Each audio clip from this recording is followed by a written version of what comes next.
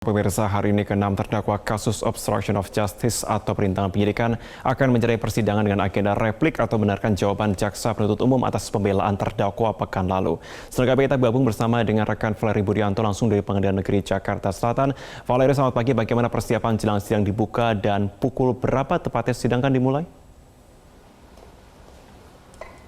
Ya, Marvin, hingga saat ini sejumlah persiapan masih dilakukan untuk menggelar persidangan dengan agenda replik atau jawaban atas pledoi terdakwa. Total akan ada 6 terdakwa kasus obstruction of justice yang akan mengikuti persidangan replik hari ini, di mana persidangan akan digelar di 2 ruang sidang berbeda secara paralel. Dengan rincian untuk di ruang sidang pertama akan ada terdakwa Hendra Kurniawan, Agus Nurpatria, dan juga Arif Rahman Arifin dengan persidangan yang dipimpin oleh Ketua Majelis Hakim Ahmad Suhel. Sedangkan untuk di ruang sidang ketiga akan ada terdakwa Baikuni Wibowo, Irfan Widianto, dan juga Cuk Putranto dengan Ketua Majelis Hakim Afrizal Hadi. Kemudian terkait dengan jadwalnya, apabila kita melihat dari laman resmi pengadilan SIPP, maka akan dimulai pada pukul 10 waktu Indonesia Barat. Namun kembali lagi, untuk dimulainya persidangan ini akan bersifat situasional atau melihat keputusan dari pihak-pihak yang berperkara, atau dalam hal ini Majelis Hakim, kuasa hukum, dan juga jaksa penuntut umum. Dan mengingat memang hari ini agendanya adalah replik yang akan dibacakan oleh jaksa penuntut umum, maka memang kesiapan dari jaksa penuntut umum ini akan menjadi penting mengenai berkas-berkas replik yang akan dibacakan. Namun memang berdasarkan pantauan kami terkini di lokasi, untuk pihak kuasa hukum sudah hadir, khususnya untuk pihak kuasa hukum dari Arif Rahman Arifin sudah tiba di dalam ruang sidang, dan ini juga mengindikasikan bahwa untuk urutan persidangan, terdakwa pertama yang akan memulai persidangannya di ruang sidang pertama adalah untuk terdakwa Arif Rahman Arifin. Sementara untuk urutan berikutnya, apabila kita berkaca dari persidangan sebelumnya, biasanya untuk terdakwa pertama Arif Rahman Arifin di ruang sidang utama, sementara untuk di ruang sidang ketiga akan diikuti oleh terdakwa Baikuni Wibowo. Kemudian baru akan dilanjutkan dengan terdakwa Hendra Kurniawan dan juga Agus Nurpatria di ruang sidang pertama, dan dilanjutkan di ruang sidang ketiga untuk terdakwa Irfan Widianto dan juga Cuk Putranto.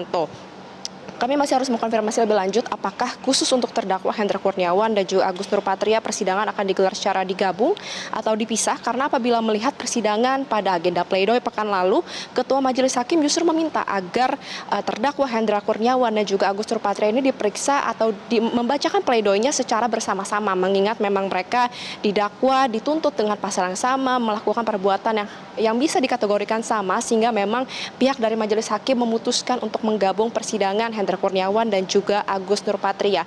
Marvin, kita ketahui bersama bahwa Jumat lalu memang ke-6 terdakwa ini sudah membacakan pledoinya atau nota pembelaannya, di mana kesimpulan dari pledoi ke-6 terdakwa ini meminta antara mereka dilepaskan dari seluruh tuntutan maupun dibebaskan dari seluruh tuntutan. Lalu juga dari pledoi kemarin kami melihat ada 3 poin kesamaan yang diajukan oleh ke-6 terdakwa. Untuk poin pertama adalah ke-6 terdakwa ini menyatakan bahwa mereka hanya menjalankan perintah jabatan, dan oleh karena itu dasar penghapusan pidana sebagaimana dalam pasal 51 ayat 1 ke 1 KUHP dapat diterapkan terhadap ke-6 kliennya begitu. Kemudian juga untuk alasan kedua adalah ke-6 terdakwa ini sama-sama tidak mengetahui peristiwa yang sebenarnya terjadi pada tanggal 8 Juli 2022 lalu, di mana kita ketahui juga berdasarkan fakta-fakta persidangan, Verdi Sambo ini pertama kali memanggil Hendra Kurniawan dan memang hanya diceritakan tentang skenario tembak-menembak, dan mereka sama sekali tidak mengetahui apa yang terjadi, sehingga memang para kuasa hukum pada pledoinya ini berargumen bagaimana mungkin ada kesamaan niat antara Verdi Sambo dan juga ke-6 terdakwa obstruction of justice kalau mereka sama sekali tidak mengetahui apa peristiwa yang sebenarnya terjadi di Duren 3 pada 8 Juli lalu. Kemudian untuk kesamaan poin ketiga adalah mereka menyatakan kliennya ini ke-6 terdakwa semuanya sudah menjalankan sidang etik, sehingga memang mereka ini menyimpulkan adanya larangan untuk penghukuman ganda atau double penalty karena mereka sudah menjalankan sidang etik. Kemudian juga apabila memang mereka harus menjalankan sidang pidana, seharusnya bukan sidang pidana yang dijalankan, karena memang untuk pasal-pasal yang didakwakan, kemudian tindakan-tindakan mereka ini semuanya bersifat administrasi. Misalnya tidak ada surat perintah penyidikan yang sah, di mana hal-hal tersebut harusnya diproses secara administrasi, dan oleh karena itu diajukan ke Pengadilan Tata Usaha Negara, Petun, dan bukan pada sidang pidana.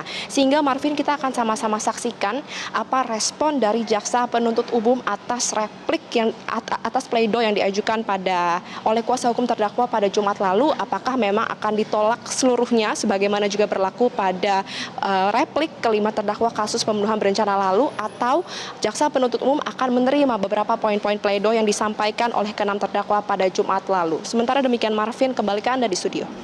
Kita akan nantikan informasi terkini Anda selanjutnya. Terima kasih Fahri Budianto untuk informasi Anda.